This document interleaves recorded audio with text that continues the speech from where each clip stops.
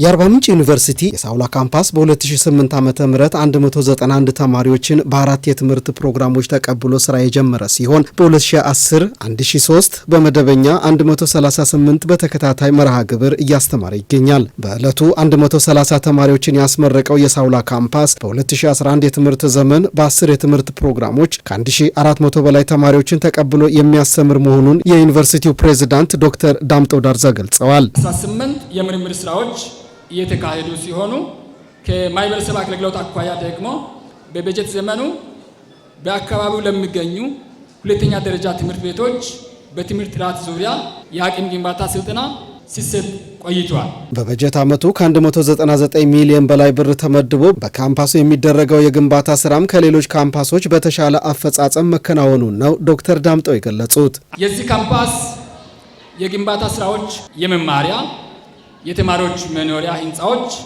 ተጠናቀው አገልግሎት እየሰጡ ሲሆን ቤተ መጻሕፍትና ቤተ ሙከራ ህንፃዎች በመገባደድ ላይ ይገኛሉ።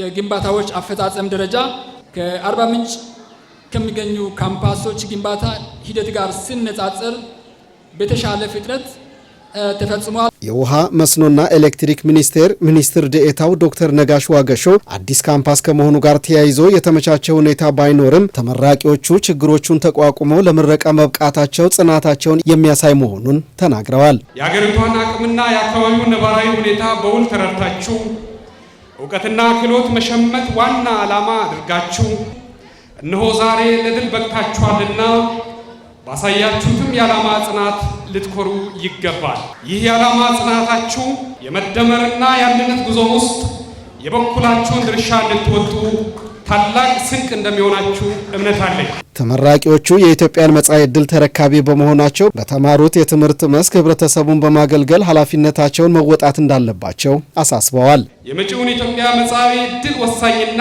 ተረካቢ በመሆናችሁ ከስሜታዊነትና ተጨባጭ ካልሆኑ ወቅታዊ ጉዳዮች እንዲሁም ካለዋወድ ሱሶች ራሳችሁን በመጠበቅ ውጤታማ በመሆን የቤተሰብና የሀገር ኩራት እንድትሆኑ ተግታችሁ መስራት ይጠበቅባችኋል። በትምህርታቸው ብልጫ ውጤት ላመጡት ሽልማት የተሰጠ ሲሆን ከዕለቱ ተመራቂዎች መካከል አንዳንዶቹ በሰጡት አስተያየት በቀሰሙት እውቀት በሀገራዊ ስሜት ህብረተሰቡን ለማገልገል ተዘጋጅተናል ብለዋል። ኢትዮጵያ አንድ መሆኗን በማመን በተመረኩበት ሙያ ሀገርን ለማገልገል ዝግጁ ነኝ። ጋዜጠኝነት ነው እንግዲህ እኔ የተማርኩት ያለውን ስትራቴጂ በትክክልና አሪፍ በሆነ መንገድ ለመግለጽ አስቤያለሁ።